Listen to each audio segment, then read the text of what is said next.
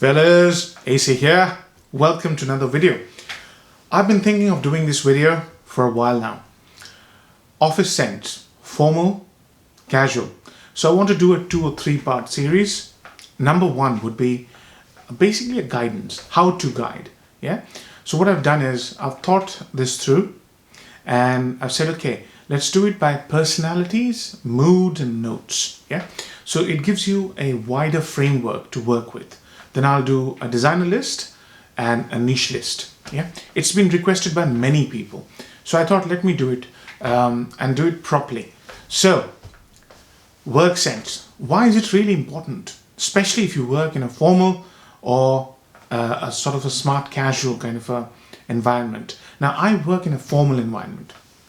You don't see me in a suit. Reason: I spent most of my work day in a suit and a tie. I get bored of it. So normally when I do reviews, I like to do it in a t-shirt. Some people have said I should be doing reviews in a suit. Well, there you go. So why is it important? See, the thing is, if you work in a formal environment, right, or a sort of a smart casual environment, you have to have a good wardrobe. But once you have a good wardrobe, you shouldn't stop there, right? And I can do a video on a good wardrobe as well. What constitutes a good wardrobe? But that's a separate subject. But don't stop there. You should have fragrances that marry that good wardrobe and your personality type and your mood that particular day. Because, you know, when you wake up in the morning, you select your shirt color based on your mood. Most of you do, I'm sure. So that's why it's important. It's basically an end-to-end game, yeah, of your image. Image is everything. If you work in a formal profession, image is everything. Look at big companies. Why do you think they have these amazing brand ambassadors? It's the image, right? So part of your image is how you smell and how that smell makes you feel. That's why it's important. So let's start. So what I've done is 4 personality types, yeah? Then moods and notes, right? That'll give you a sort of a framework to work with. So let's start with a bossy person, right? Normally people at the top of these organizations, formal organizations, they're no-nonsense people. So let's start with the boss, right?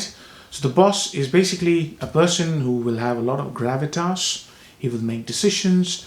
Most of the times, to the junior staff, he will appear to be a person who is not easily approachable or available.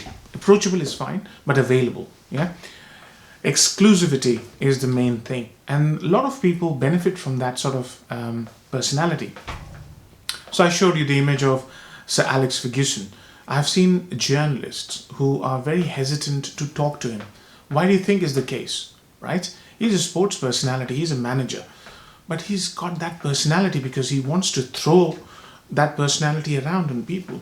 He doesn't want to be accessible to a lot of people. So some of you will be in that position. And for them, I'd like to recommend fragrances that are slightly green, slightly dry, well, mostly dry. Dry fragrances also smell expensive. So the best fragrance category I can recommend for such people is Chypre. Chypre suits the bossy or the boss type people, right? So one example I have for you is here, Guerlain Derby. This one is an out-and-out bossy fragrance. This is a leather Chypre. It's basically a barbershop. So it should be classified. The moment you smell it, you'll know that you're smelling one fragrance which has got oodles and oodles of personality. I've talked about this fragrance a lot. I still have to review this, but this is one heavy recommendation I'll have for a person who's the boss, yeah? Has a lot of personality. If you wanted an example on the designer side of things, that's a niche, that's quite expensive. I've reviewed this one. This is Bel Ami Vetiver. This is again one of the finest examples of how a fragrance should be made for people who want a lot of personality in them. These fragrances are slightly classical French in nature, so they won't appeal to people who like the modern day fragrances. But once you reach the top, you want to smell something which is out of the ordinary. You want to smell something which is not to please people, but to actually show them that you have certain amount of gravity in your personality. It's for those people. So, boss, done. Next one, this is the one that is most important. You have a very magnetic personality. Yeah, people just take to you wherever you go. Yeah, imagine yourself as a television presenter or a statesman. Yeah, so that's the kind of personality, magnetic people. So magnetic people need magnetic fragrances as well. These people normally are consultants. I'm in the management consulting field. Your personality is 50% of the deal. You know, when you work in consulting firms, they pick these people based on the customer type that is available to them. Half the job is your personality, how you speak, how you approach, how you present, right? And then what you say. How you present is very, very important. For those magnetic people, statesmen, as I said, they are basically public relations people. So they have to have that pull value in their personality. So one I'd like to say, a good example, this is a new one to me, but I'm absolutely loving it. Tons and tons of positive compliments for me. Amouage Memoir Man. Now this one is basically a dry, green, very aromatic and woody fragrance. So that's the kind of fragrances you should be looking for when you have that magnetic personality. When you sit in front of people, when you speak to them, they feel amazing. They feel great to be in your company. So Memoir is one example. I'll review this soon. I haven't reviewed this. The other one, which is equally amazing, is Cedrat by Mancera. This is again a fruity, dry, woody, sandalwood-based fragrance. This is such an attractive fragrance. I have got so much positive experience with this, positive compliments. I mean, I've done this review. I gave it a 10 out of 10. This is amazing for a person who has got this amazingly attractive personality. So again, it has to be a dry fragrance, but it can be a beautiful woody aromatic or a fougere, woody fougere. Barbershop fragrances I would stay away from because they have this brooding nature, which is coming next. So now there are certain people who are reserved, but they're very friendly, they're very approachable, but they're slightly reserved. They talk less, their nature is such, their body language is such that they are not overly friendly. For such people, I'd like to recommend Fougere. Fougere is basically a mossy, green type fragrance with a sprightly, sort of citrusy opening. So it's got that effervescent quality, but mostly it's a serious type of a fragrance category. So one good example I have for you is Lalique. Now Lalique is basically a patchouli based fragrance, so it's got chocolate and patchouli, but it also has these amazing spices and green nature, yeah, of patchouli. It's a sort of a reserved fragrance, but anybody who smells this on you will really compliment you on your style. And this again is a fragrance which I've reviewed, but this is for people, Fougere is basically for people who are slightly withdrawn, slightly serious in nature. Another example I'll give you is this beautiful woody Fougere, Lalique pour Homme. It's not worth a lot of money, smells like a very expensive Creed, Bois de Portugal. This is again such a beautiful fragrance, such a beautifully made fragrance. It complements that slightly reserved person who has got this amazingly friendly inner core, but you know, you have to get to that. So most of the people in the workplace, especially in the middle-level management, have that sort of a personality. They don't have the charisma of the magnetic person. They haven't reached the top yet to be that boss, but they are slightly reserved. But when you get to know them, they are just amazing human beings. For such people, you know, I'd recommend the Fougere, the slightly aromatic Fougeres. They're not that brooding though. The fourth is my favorite category. I genuinely hire such people. Those people are basically thinkers. They don't like the limelight. They stay in the background, but they're deep thinkers, and you can really rely on them when push comes to shove. My favorite type of people, when I interview for such certain positions, I look for that personality trait. Deep thinkers. Now, deep thinkers will like deep, meaningful sense. Some people call them aloof. I don't like to use that word because they're not aloof. They're just so preoccupied in their world, excuse me, that they don't have time to be that jovial, effervescent person, but they like deep, meaningful conversation. So for them, I'd like to recommend fougères with sort of deeper personality. This one is got the note of myrrh along with I think citrus aromatic notes. I recently reviewed it, but I forgot. Lavender as well, I suppose. So lavender is a note which is deeply introspective, and lavender is found in abundance in fougères. So these one are the deeper, sort of meaningful fougères. Fougères are a very good one. Some orientals are very good for introspective people because they like meaningful stuff. So here is one. This is a beautiful oriental based on jasmine and sandalwood. So orientals and fougères, slightly deeper, slightly more meaningful fragrances. For such people, I can't smell this, but it is an absolute masterpiece, this fragrance.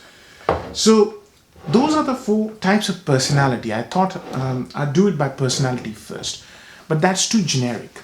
Now let's do it by moods, you know. So I have made a few notes. So let's talk about moods, and I've put some notes around them.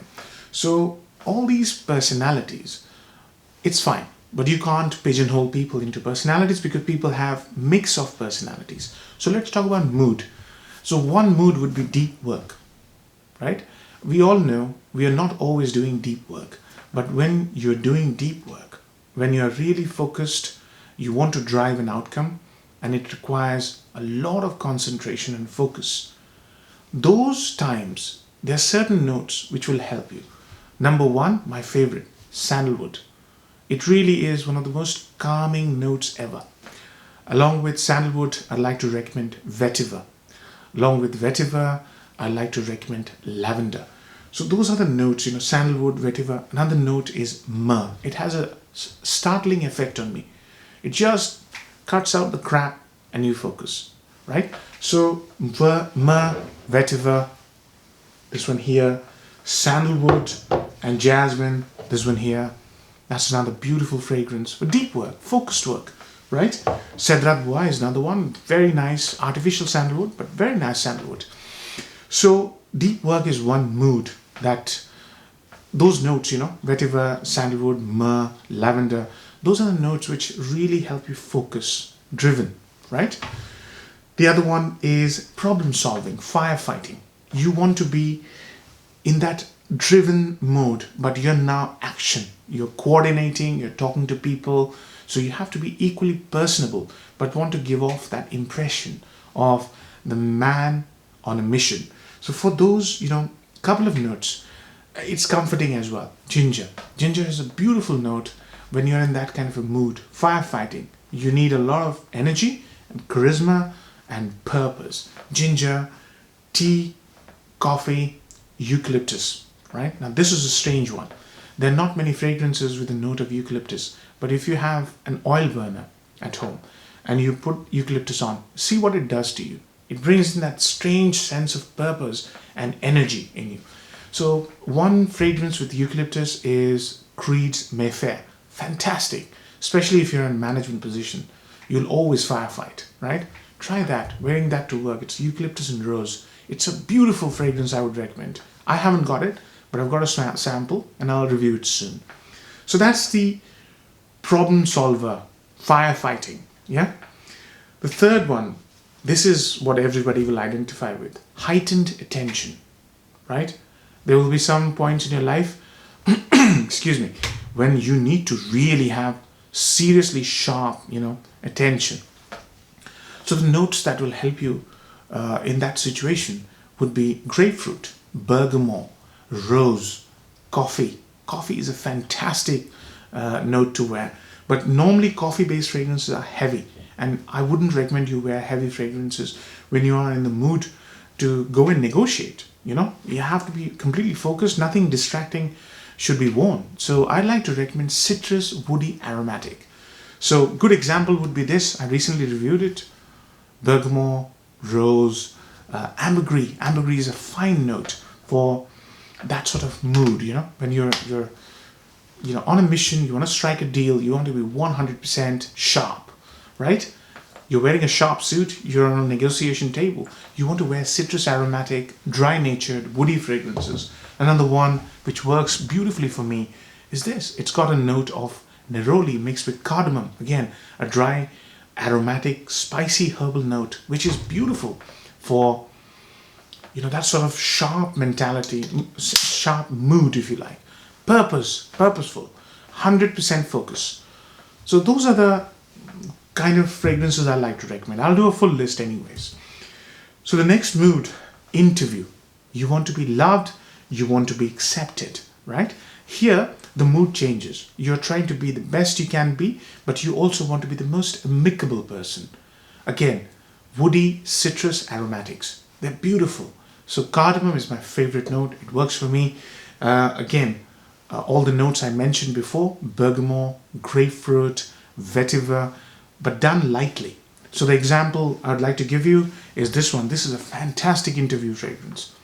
John Varvatos, Artisan Pure. It's a lovely fragrance. This is again professional, not screaming, but beautifully aromatic and very, very amicable. Yeah. So the last one, I've reserved this one. I wanted to do this specially, and that's why I'm wearing a light colored suit. A lot of my viewers are from hot countries. Unfortunately, we're in a country where it doesn't get above 25. Push. You have to push really hard for the thermometer to be above 25, 30 even. So hot countries. Now I've been in situations where I've worn suits in a hot country. And when I've worn suits in a hot country, I felt really like a dog with a very, very thick coat of fur. You know, I want to avoid feeling uncomfortable. So when I'm in a hot country, I would like to recommend to those people wearing airy, woody, citrusy, aquatic fragrances. Now this fragrance has got those qualities, you know. This one, again, it's got a very dry, airy cardamom. This one has got a beautiful, beautiful neroli. Yeah, neroli is a note which goes beautifully in hot weather. Similarly, sandalwood-based fragrances, fruity, woody fragrances, dry, woody fragrances. Now, Cedrat Boa, what a beautiful fragrance this is for hot conditions. Yeah, again, just to give you an idea, it has to be airy and light, but still it has to last for a long time. So those notes which last for a long time, sandalwood, cardamom, vetiver, dry vetiver. You don't want the smoky vetiver like you get in Encre Noire. No. You don't want that. You don't want tobacco. Tobacco smells awful when it's really hot. Some tobaccos have been done beautifully, but just to be on the safer side, you don't want those notes. You don't want oud, yeah? Especially if you are a person who sprays it on your suit. You don't want that. So, hot countries, I would go for dry, aromatic, citrus-based fragrances or aquatic fragrances. For example, the current formulation of Aventus, although it's weak, it's going to really suit people very fine if you're in a dry country, because it will smell really well. It really is well composed, but it's not what it used to be. So I think I've covered everything I wanted to cover. I'll just check. I've covered all aspects I wanted to cover. I've covered the notes. So the notes that you have to remember are vetiver, woody notes, cedar, sandalwood, grassy notes, mossy notes. As I said, fougere. Moss is a beautiful note. Spices, the spices that are dry are cardamom, number one. Cinnamon, sorry, my stomach is grumbling. Birch. Birch is another beautiful note, which goes lovely. So these are the notes I would recommend. Now what I'm going to do next is I'll do a review of 10 designer fragrances which are amazing for formal work environments, formal and smart casual. Then I'll do 10 niche, but I wouldn't do it one after the other. I'll take my time because I want to think about that one. But I hope this was useful to you. I hope you take something out of this video. Take care. Bye-bye.